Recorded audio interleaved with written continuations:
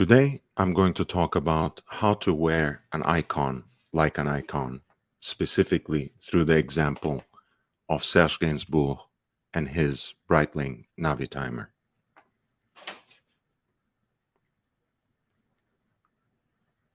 The Breitling Navitimer is so immediately recognizable. It is so unmistakable for any other timepiece. And perhaps that is what makes it so much harder to style in a way that stands out.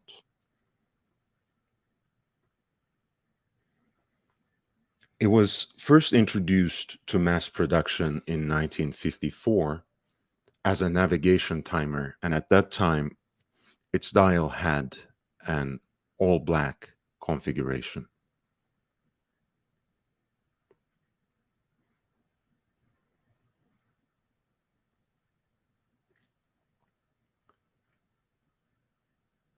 But since then, it has continuously evolved, and perhaps the reverse panda dial layout in 1960s became its iconic look. And here you can see that exact look on the wrist of Graham Hill, Formula One champion and Team Lotus driver. You can see it on the wrist of his teammate, Jim Clark, and of course, Miles Davis. And in each case, independent of the lack of focus, the quality of the photograph, the angle, it doesn't matter.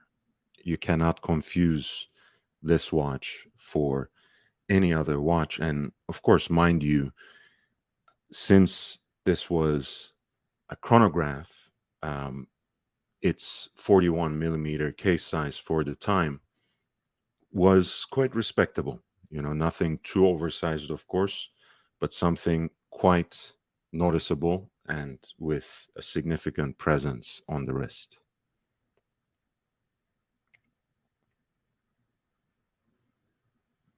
This photo, I think, is the ultimate example of how recognizable the piece is, even when it's presumably not the focus of the shot at all. But once you see it on Jim Clark's wrist, it does take over the entire visual. It does take over the scene. It basically asserts itself to the frame, even though it is a seemingly insignificant part of the shot.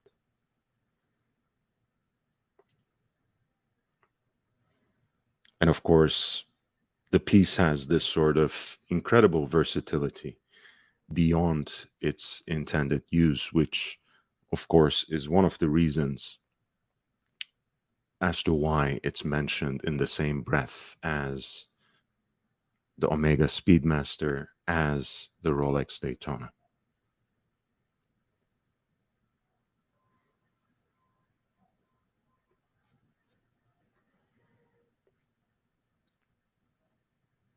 So perhaps for that reason, it's hard to make it stand out, because it stands out already, and you never want a watch to wear you. You want to wear the watch. Much can be learned in this sense from Serge Gainsbourg, who was, of course, a French musician and singer-songwriter, and altogether a Renaissance man and a man of style. His choice was, first of all, very specific. It was a reference 81-600, which incidentally is the first Navitimer to carry the distinctive wings and anchor logo.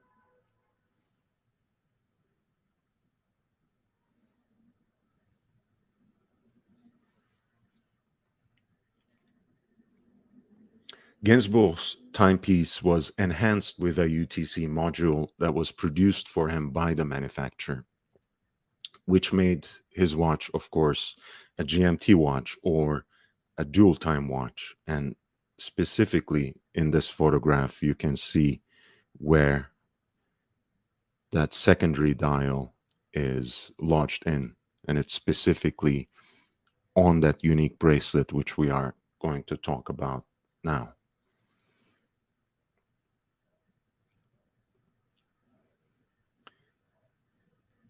It's been said that leather straps, such as the one you are seeing in the photograph now, caused irritations on Gainsbourg's skin because he had certain allergies.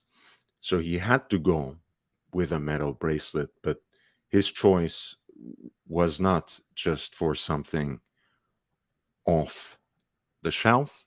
He actually went to a jeweler in Lyon to commission this particular piece,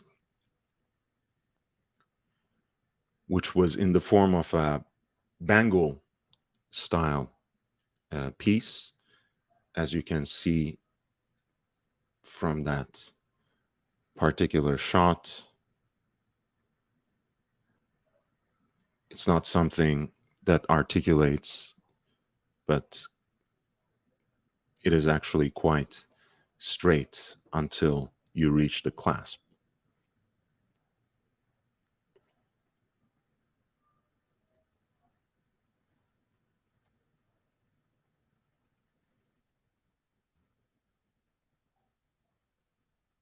The end result is a timepiece that casually reflects Serge Gainsbourg's singular sense of style, even as it honors the aviation and racing heritage of this iconic chronograph.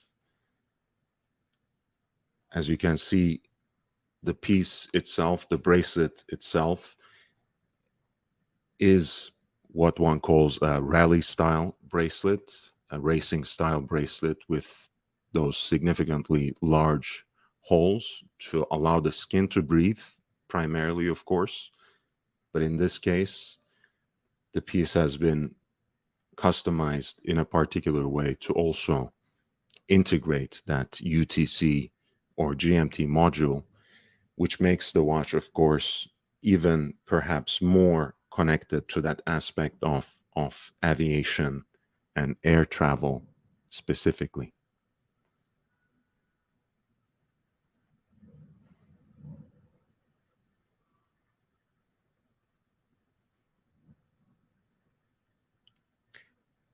If you have enjoyed this video, please like, subscribe, and share far and wide to help me reach my next goal on YouTube of 5,000 subscribers.